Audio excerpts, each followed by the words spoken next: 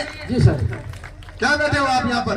Sir हमारे पास ऐसी क्या ऐसी, मुझे बताइए। पत्र बिना पढ़े आकर खड़े हो जाते हो, जी सर। ऐसे नहीं चलेगा ये। सर चल सर करेंगे।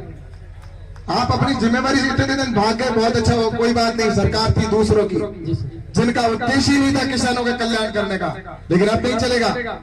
योजनाएं नीचे तक पहुंचनी चाहिए सबके, खुद को ही पता नहीं और यहाँ आकर खड़े हो जाते हैं, बैठ गए। ड्रोन की सब्सिडी क्या है? ड्रोन की सब्सिडी सर 2 लाख तक सब्सिडी है। और कितनी? 2 लाख तक सब्सिडी है सर ड्रोन की। कितने का है ये ड्रोन? है कितने का? ड्रोन 8 लाख तक का आता सर। 8 लाख का आता है, 2 लाख की सब्सिडी है। 25% तक की सब्सिडी हमारे देने का। अरे यार क्यों ऐसे, तुम्हें खुद को ही पता नहीं है तो तुम दूसरों जनता को क्या बताओगे? सर अब देने की योजना सर हमारे पास तो अभी तो 25। कैसे जानकारी? कहाँ लेटर मुझे बताओ, 25 वाला। अभी हमारे पास लेटर आया नहीं सर। बताओ ना लेटर। प्रदर्शन आप देखो दिनेश जी, मुझे इनसे पूछना है। जी सर। जो अधिकारी अपनी योजना के बारे में जानकारी नहीं रखता, उस अधिकारी को मैं नहीं समझता कि वो अपनी जिम्मेवारी पर कैसे काम कर रहा है। तक की सब्सिडी अगर कोई जनरल आदमी अगर लेना चाहता है तो, और अगर SC ST का या महिला खरीदनी चाहती है तो उसको 50% सब्सिडी, यानी कि 5 लाख रुपए तक की सब्सिडी है। जी सर। और अगर FPO को कोई खरीदना चाहता है, FPO वाला, तो उसको 75% की सब्सिडी है, यानी कि 7.5 लाख रुपए तक की सब्सिडी है। जी सर। और ये सेल्फ हेल्प की ग्रुप की जो बहनें हैं, जिन्होंने ग्रुप बना रखे हैं, वो बहन अगर कोई ड्रोन खरीदना चाहती है तो उसमें 80% की सब्सिडी, यानी कि 8 लाख रुपए तक की सब्सिडी है। आपको यही पता नहीं है? जी सर। क्या बैठे हो आप यहाँ पर? सर हमारे पास ऐसी क्या ऐसी, मुझे बताइए। पत्र बिना पढ़े आकर खड़े हो जाते हो, जी सर। ऐसे नहीं चलेगा ये। सर चल सर करेंगे। आप अपनी जिम्मेवारी से इतने दिन भाग गए, बहुत अच्छा हो, कोई बात नहीं। सरकार थी दूसरों की, जी सर। जिनका उद्देश्य ही नहीं था किसानों के कल्याण करने का, लेकिन अब नहीं चलेगा। योजनाएं नीचे तक पहुंचनी चाहिए सबके, खुद को ही पता नहीं और यहाँ आकर खड़े हो जाते हैं, बैठ गए ड्रोन लेकर। ड्रोन अभी कहाँ है? ड्रोन वाला, डेमोन्स्ट्रेशन वाला। आपको इसकी तैयारी करो, यहाँ पर उड़ा के बताएंगे, खड़ा करना। आप जाओ तैयारी करो इसकी। तैयार है ना ड्रोन? जी सर तैयार है। पहले उड़ाइए कभी? हाँ उड़ा, रोजाना उड़ाया। अभी तैयारी करना। आप जब यहाँ से निकलूंगा तो ड्रोन उड़ाने के बाद मैं जाऊंगा यहाँ से। ठीक है, बैठो आप। आगे कौन सा विभाग है? नमस्कार सर, महिला एवं बाल विकास विभाग से सर मैं। है? महिला एवं बाल विकास विभाग। हाँ बताओ आप। सर महिलाओं के लिए क्या कर रहे हैं आप? सर इस कैंप के दौरान सर प्रधानमंत्री मातृ वंदना योजना है, जिसपे पहला बच्चा होने पर 5,000 रुपए और दूसरी बच्चे अगर लड़की होती है तो 6,000 रुपए की सहायता दी जाती है। हम लोग 5,000 रुपए की आर्थिक सहायता दे चुके हैं। 6 महिलाएं इस योजना से वंचित थी। आज हमने उनके डॉक्यूमेंट्स वगैरह इकट्ठे किए और 10 दिन में सर हम उनको भी ट्रांसफर करवा देंगे। तो टोटल 63 यहाँ के लाभार्थी महिलाएं होंगे। ठीक है, चलो आगे। चिकित्सा विभाग सर, आयुष्मान भारत के अंतर्गत 12 लाख के टारगेट के खिलाफ 4,90,000 कार्ड जनरेट कर सके हैं सर।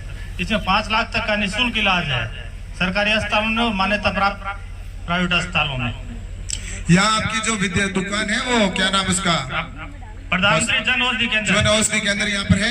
नहीं, यहाँ नहीं है सर। एक बाड़मेर, एक गुड़ामाला, 2 ही है बाड़मेर में। यहाँ पर करो आप, यहाँ पे भी करवानी है। कर रहे हैं सर। आपके यहाँ पर जन औषधि केंद्र खुलवाते हैं, उसमें दुकान पर अगर कोई हॉस्पिटल में अगर नहीं मिलती है ना दवाई, और अगर बाजार से लानी भी पड़े तो उसमें 80% की सब्सिडी है उसके अंदर, यानी कि 100 रुपए की दवाई 20 रुपए में मिलेगी आपको।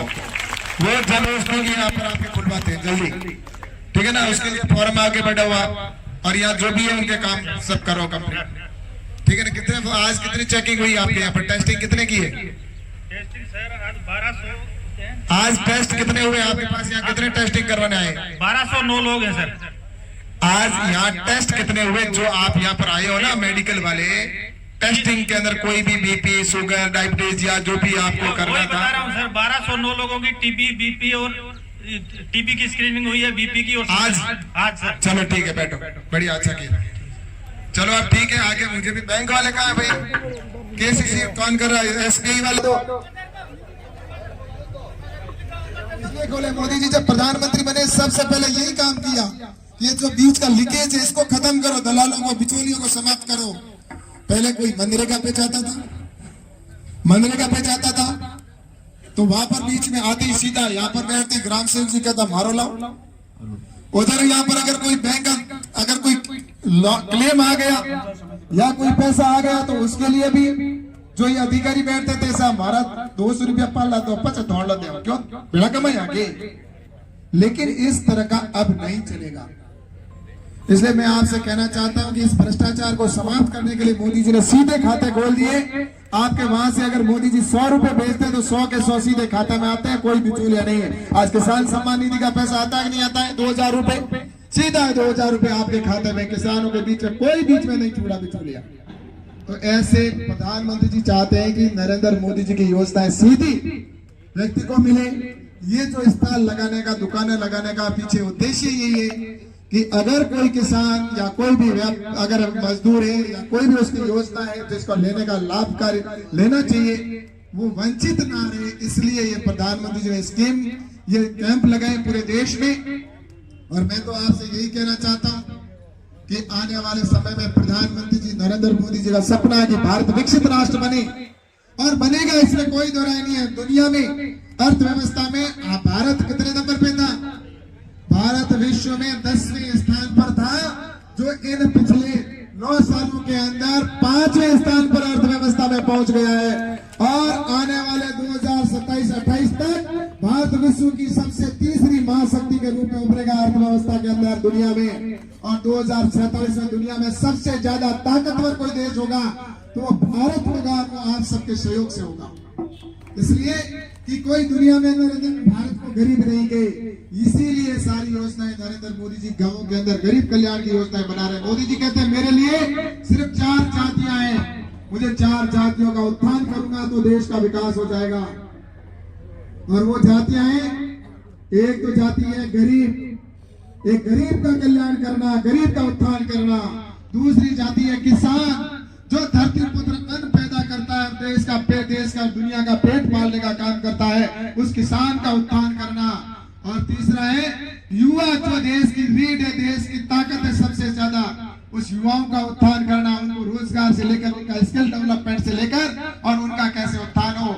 और उसके बाद में, सबसे बाद में और सबसे पहले मानो तो आपने अभी देखा होगा महिला जाति में महिलाओं का विकास करना, उत्थान करना, उनको कैसे हम सशक्त बनाएं, उसके लिए आरक्षण देने से लेकर राजनीतिक क्षेत्र में, आप विधानसभा के अंदर भी आज पता नहीं अगली बार जब चुनाव होंगे यहाँ पर सीट महिला होगी या पुरुष होगी, कोई पता नहीं, लॉटरी में जो आएगा उसकी होगी।